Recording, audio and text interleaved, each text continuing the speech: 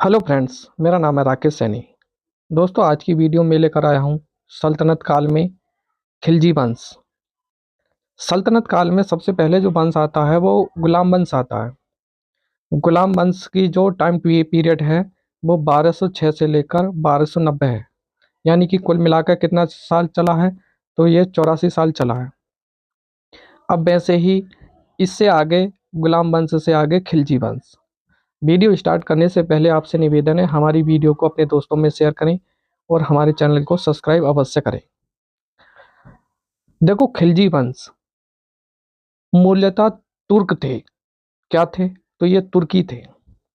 लेकिन इनके पूर्वज जो हैं वो अफगानिस्तान में बस गए हैं। यानी कि तुर्की हैं, लेकिन बाद में क्या है, ये अफगानिस्तान में आकर बसे हैं। ये बात अगर संज्ञा की बात करते हैं तो संज्ञा ये दी है मोहम्मद हबीबुल्लाह ने।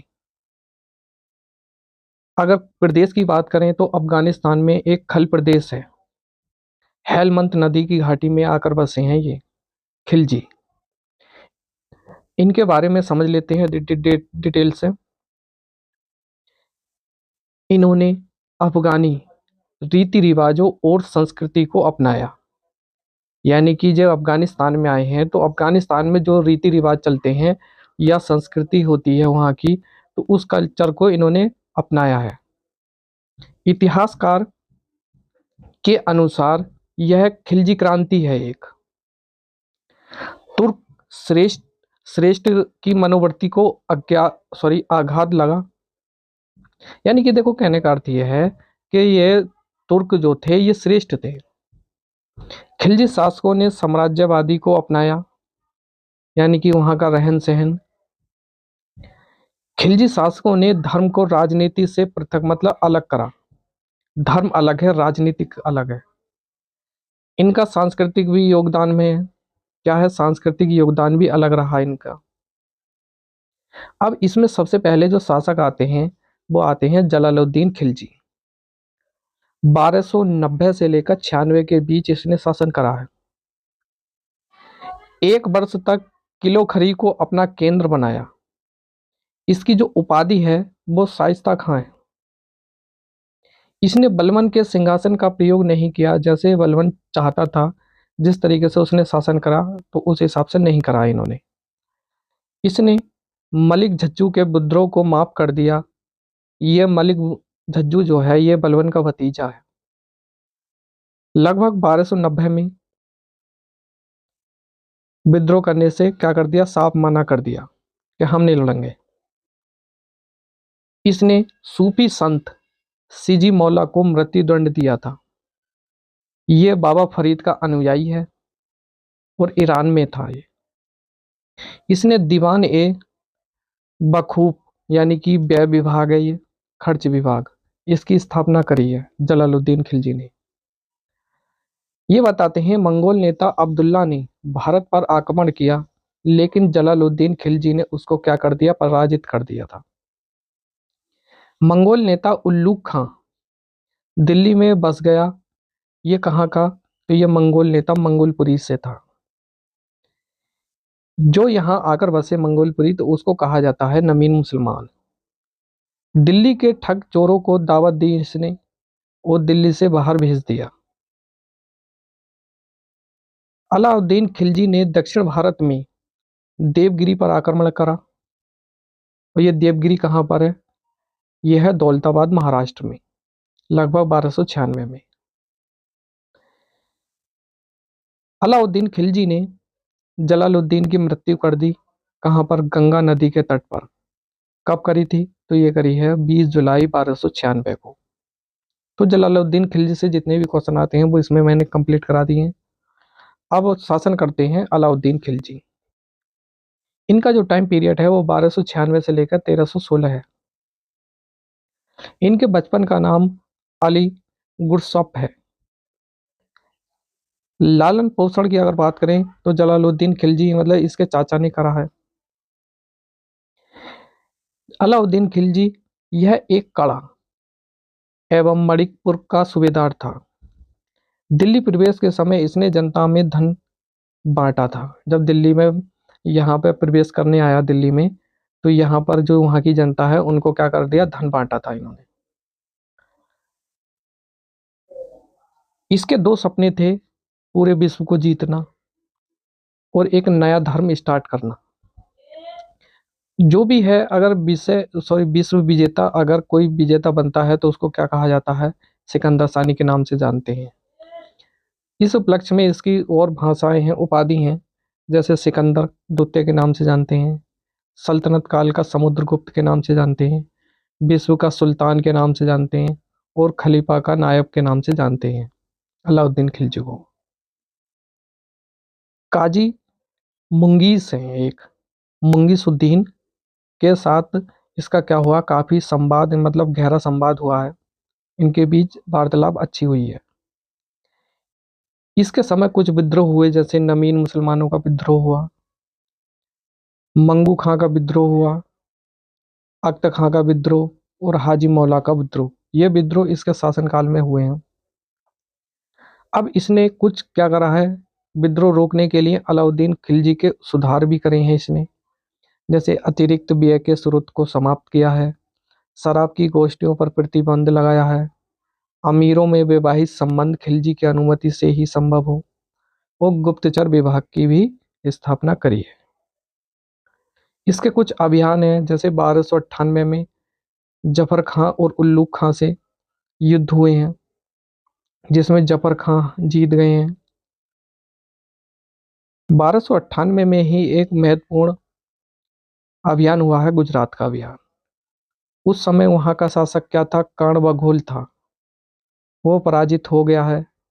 कर्ण बघेल एवं देवल रानी देवगिरी चले जाते हैं, और कर्ण बघेल की पत्नी कमला देवी ने अलाउद्दीन खिलजी से क्या कर ली है, शादी कर ली है।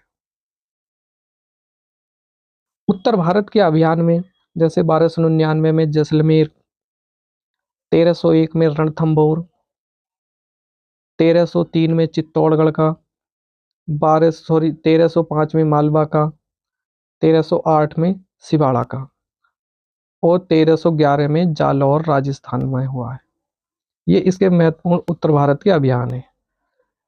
इसने दक्षिण भारत पर अभियान भी करे हैं, जैसे देवगिरी 1307 में महाराष्ट्र में करा है, वारंगल में 1309 में करा है तेलंगाना में, होयसल 1310 में कर्नाटक में करा है, पांड्य राज्य 1311 में तमिलनाडु के अंदर।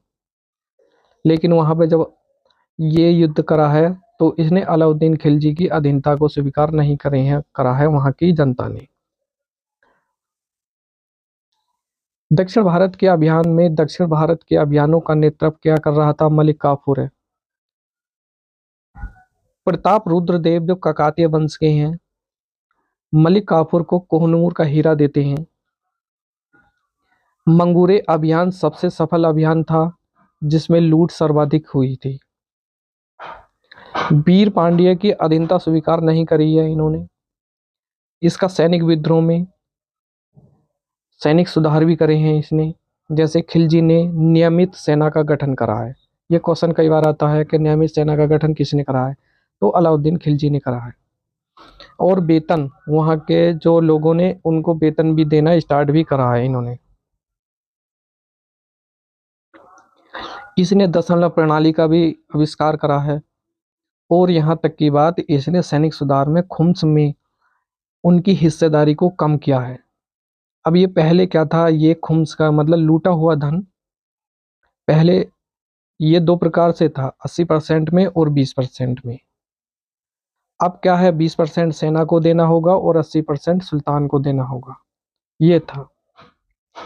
इसने सैनिकों के हुलिया सुधारने का भी आरंभ करा है, इसने घोड़े दागने का भी प्रारंभ किया है।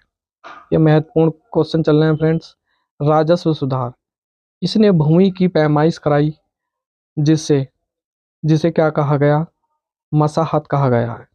भूमि की जो पैमाइश थी वो किस नाम से प्रसिद्ध थी, तो मसाहत के नाम से प्रसिद्ध थी। इसने भू राजस्व दर को बढ़ाकर 50% कर दिया।